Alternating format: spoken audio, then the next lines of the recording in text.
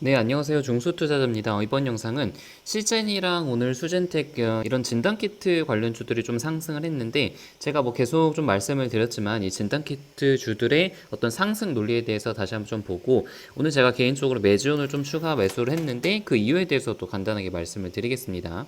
일단 뭐 시즌 같은 경우는 거의 장중에 20%까지 오르면서 대장주였기 때문에 상당히 이제 그 전반적인 진단키트 주들을 끌고 가는 그런 모습이었고 수젠텍도 시즌만큼은 오르지 않았지만 장중에 한 12%까지 오르면서 좀 괜찮은 모습을 보여주고 있어요. 그래서 이제 개인적으로 이제 차트가 어떻게 이제 그려질지를 생각을 해보면은 이게 4월 달에도 좀 비슷한 모습을 보였는데 일단 이제 한번 급등을 하고 난 다음에 조정을 받았죠. 조정을 받고 이게 모멘텀이 있다 보니까 저점을 한번 좀 높였어요. 저점을 높이고 나서 60일선과 21선 위에 안착한 다음에 그 다음에 이제 상승을 했단 말이에요.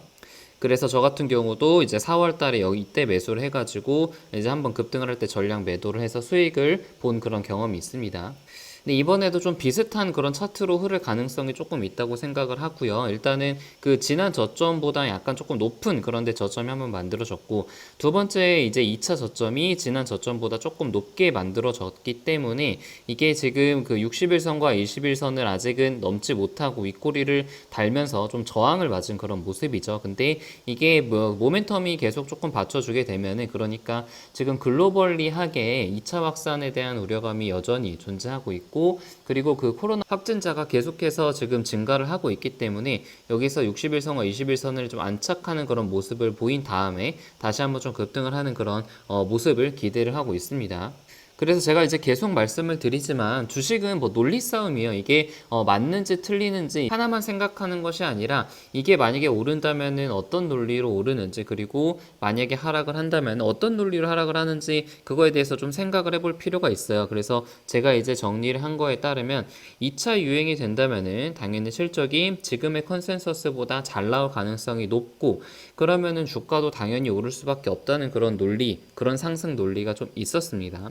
반대로 이제 하락 논리를 생각을 해보면은 이미 어느 정도 지금 기대감들은 주가에 좀 반영이 되어 있어서 좀 고평가일 가능성이 있다라는 그런 우려감들이 있잖아요. 그래서 뭐 저의 댓글에서도 진단키트주들 뭐 다 끝났는데 뭐 이런 거를 추천을 하느냐 그런 댓글을 써주신 분도 계시는데 뭐 다 아시겠지만 저는 뭐 종목을 추천하거나 뭐 매수 매도 추천을 드리는 게 절대 아니라 그냥 저의 그 주식 일기를 계속 기록하는 그런 일기장 같은 유튜브 영상을 찍기 때문에 제가 실제로 매수를 하고 매도를 하는 것들을 좀 보여드리는 그런 영상을 좀 찍습니다. 그래서 절대 매수 매도 추천이 아니고 본인만의 판단 없이 절대로 함부로 매수를 하시면 안 됩니다.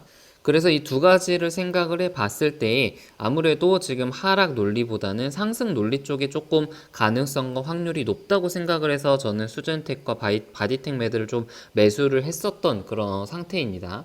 그래서 뭐 이게 다음 주에도 이렇게 그뭐 계속해서 오를지 떨어질지는 아무도 모르죠. 근데 아무튼 이 논리가 계속 맞다는 그런 전제가 붙여진다면은 조금 추가적으로 계속 좀 가지고 있어도 되지 않을까 하는 그런 생각을 가지고 있어요. 그리고 이제 메지온이 이제 며칠 전에 상한가를 치면서 상당히 좀 이슈가 됐는데 그 다음날 이제 거의 하한가까지는 아니지만 17% 정도 빠졌던 걸로 기억을 하고 지금 오늘도 4% 넘게 빠져서 지금 NDA 그 심사를 제출을 했었을 때 가격보다 더 아래로 내려왔습니다. 그래서 오늘은 좀 과매도권이라고 생각을 해서 약간 좀 분할 매수를 저는 했습니다. 매수한 이제 첫 번째 이유는 당연히 이제 과매도권이었기 때문에 매수를 했고 두 번째는 보통 이런 바이오주들은 어떤 그런 실적에 대한 기대감이 충만했을 때 팔아야 되고 그리고 우려감들이 주가에 많이 반영이 돼가지고 주가가 많이 하락을 했을 때 매도를 해야 된다는 그런 특성을 가지고 있어요. 그래서 이제 한화증권 레포트에서도 좀 나왔지만 일단 NDA에 신청을 하게 되면은 유데나필은 이제 폰탄 수술 치료제이기 때문에 패스트 트랙을 타게 됩니다. 그래서 우선 심사를 적용이 되는데 보통 60일 이내에 심사 가능 여부가 결정이 되고 승인 예정일이 이제 부여가 된다고 합니다. 그리고 최종 승인일은 보통 NDA 시점을 기준으로 8개월 후로 정해지기 때문에 2020년 상반기 한 2월 말에서 3월 초 정도 승인을 받게 될 것으로 기대를 하고 있고 만약에 6개월 정도로 조금 당겨지면은 올해 12월 말에도 승인이 가능할 것으로 생각이 된다는 그런 레포트가 좀 나왔어요. 물론 이거에 대해서 우려감들도 있죠. 뭐 M&A라든가 이제 CRL 같은 그런 결과들이 나오면은 뭐 3개월 지연이 되거나 아니면은 재심사를 받아야 되기 때문에 이런 경우라면은 굉장히 주가는 엄청나게 폭락을 하겠죠. 그래서 이것도 이제 상승 논리랑 또 마찬가지예요. 상승 논리랑 하락 논리를 생각을 해 봤을 때 추가적으로 하락을 하기보다는 좀 상승의 가능성, 아무튼 시간이 지나면은 기대감들이 반영이 될 가능성이 좀 높기 때문에 앞으로는 좀 오를 가능성이 높다고 그렇게 생각을 하고 판단을 하고 있습니다. 물론 이 종목도 매수 매도 추천 아니고 이런 아이디어로 투자를 했는데 이 아이디어가 맞는지 틀리는지 마치 우리가 뭐 수학 문제에서 정답을 맞추는 것처럼 그런 관점에서 좀 바라보면 될 것 같아요. 뭐 저는 다행히 매주원 평단가가 좀 낮기 때문에 아직까지는 좀 수익권에 있어서 좀 부담 없이 매수를 했고 이게 뭐 언제 다음 주에도 좀 하락을 할 수 있지만 좀 시간이 걸린 그리고 좀 시간이 걸리겠지만 아무튼 좀 과매도 구간을 지나게 되면은 다시 상승할 가능성이 좀 크다고 그렇게 판단을 하고 있습니다. 그래서 오늘은 간단하게 진단키트주들의 상승 논리에 대해서 확인을 해봤고 매지온 매수 이유에 대해서도 잠깐 알아봤습니다. 네, 이상입니다.